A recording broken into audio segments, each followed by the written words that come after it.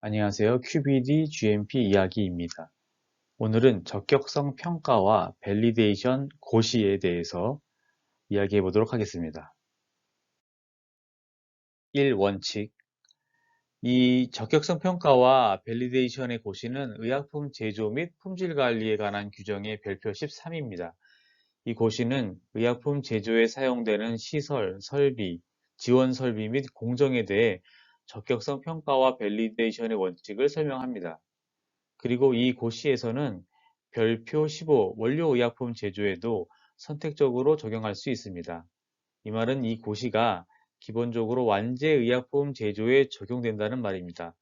그리고 사실상 원료의약품에 대해서도 거의 대부분 적용이 됩니다. 그러니까 원료의약품 제조업자도 이 고시를 알고 따라야 하겠습니다. 적격성 평가와 밸리데이션을 실시하는 주체는 의약품 제조업자입니다. 의약품 제조업자는 사람을 뜻하는 것이 아니라 제약회사라고 생각하시면 됩니다. 제품과 공정에 대해 라이프 사이클 동안 적격성 평가와 밸리데이션을 실시하여 특정 작업의 중요 측면을 관리하는 것입니다. 이것은 GMP 필수사항입니다. 그리고 모든 것은 정식으로 문서화해야 합니다. 이 고시에서는 컴퓨터화 시스템에 대해서는 적용이 안 됩니다. 컴퓨터화 시스템에 대한 적격성 평가와 밸리데이션은 별표 9, 컴퓨터화 시스템을 고쳐야 합니다. 2. 일반 사항. 아까 적격성 평가와 밸리데이션은 제품과 공정에 대해 의약품 전주기, 즉 라이프 사이클 동안 실시된다고 했습니다. 여기서 의약품 전주기는 의약품 개발부터 그 의약품을 더 이상 생산하지 않는 단계까지를 말합니다. 이 기간 동안에 시설, 설비, 지원 설비 및 공정에 대해 적격성 평가와 밸리데이션을 실시하는데 기본이 되는 방법, 그 기본이 되는 방법이 품질 위험 관리 또는 퀄리티 리스크 매니지먼트 또는 QRM이라고 하는 것입니다. 다른 말로는 쉽게 위험 평가가 되겠죠. 적격성 평가와 밸리데이션을 하는데 우선 기본적으로 QRM을 해서 무엇이 문제이고 무엇이 문제가 될 수 있고 무엇을 중점적으로 실시할 것인지 또 어떻게 문제를 해결할 것인지를 평가하는 것입니다. 이 고시에서는 QRM을 통해 적격성 평가와 밸리데이션의 범위와 정도를 결정한다라고 나옵니다. 결국 같은 이야기죠. 그리고 실시된 QRM은 문서화되어야 합니다. GMP는 문서죠. 사실 적격성 평가와 밸리데이션 말고 거의 모든 일을 할 때 QRM을 하라고 하죠. 여기서 QRM을 자세하게 설명하지는 않겠습니다. 여러 자료들이 있는데 기본적으로 ICH Q9을 살펴보시길 추천드립니다. QRM 툴, 그러니까 FMEA 같은 툴 자체를 어려워하시는 분들이 있는데 QRM 툴이 어려운 것이 아니라 어색한 것입니다. 많이 해보시면 그 툴은 어렵지 않습니다. 오히려 QRM의 어려움은 툴이 아니라 위험 분석의 대상을 얼마나 잘 알고 있느냐입니다. 그래서 QRM을 하고 나서 그 결과물의 수준은 위험 분석의 대상을 아는 수준만큼 나옵니다. 그러니까 어떤 단위 공정에 대해 QRM을 할 때 어느 툴을 사용하느냐보다 그 단위 공정에 대해 얼마나 깊고 넓게 이해하고 있느냐에 따라 QRM 결과의 수준이 결정됩니다. 그래서 QRM은 어떤 사람 혼자 하는 것이 아니라 분석하고자 하는 것에 관련된 모든 분야의 전문가들이 모여서 해야 합니다. QRM에 대해서는 여기까지만 설명하고 적격성 평가와 밸리데이션을 할 때 QRM을 기초로 해서 실시한다는 것을 아시기 바랍니다. 제조업자, 그러니까 제약회사에서는 외부의 자료를 활용하여 적격성 평가와 밸리데이션을 할 수 있습니다.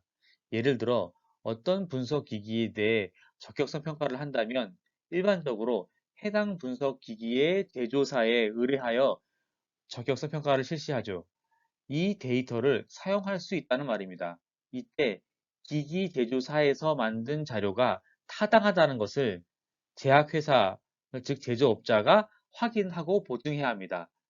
그러니까 만약에 기기 제조사에서 제공한 적격성 평가 데이터를 제조업자가 적격성 평가에 사용하면 그 데이터는 제조업자, 그러니까 제약회사의 것이 되는 것이고 그 제약회사에서 책임을 진다는 것입니다.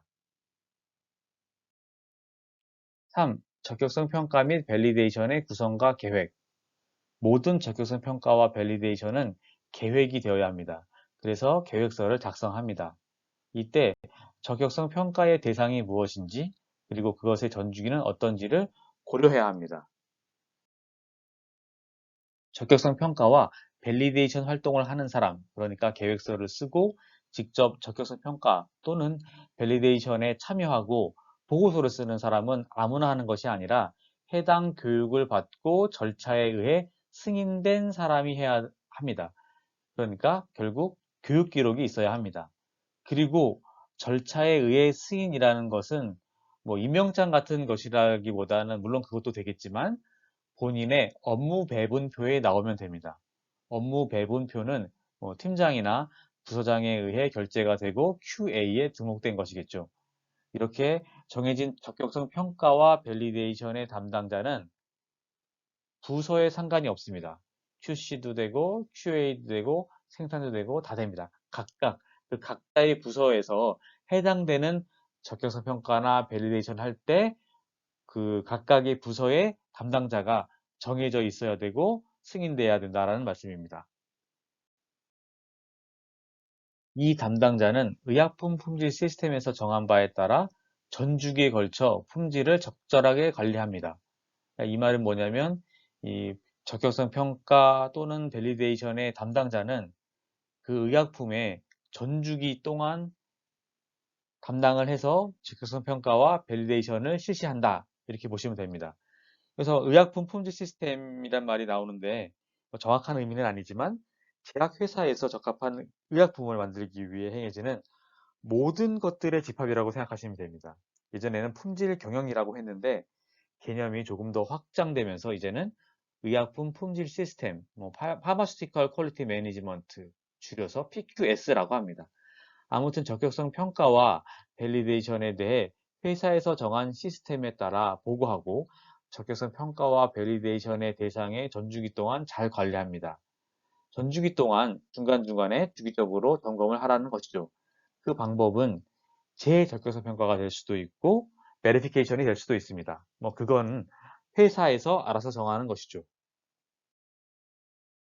적격성 평가와 밸리데이션에 대한 것은 밸리데이션 종합계획서, 즉 밸리데이션 마스터 플랜, VMP라고도 하죠. 거기에 합니다. 그러니까 거기에 문서화를 합니다. 밸리데이션 종합계획서에는 다음 사항을 정의합니다. 첫 번째, 적격성 평가 및 밸리데이션 방침.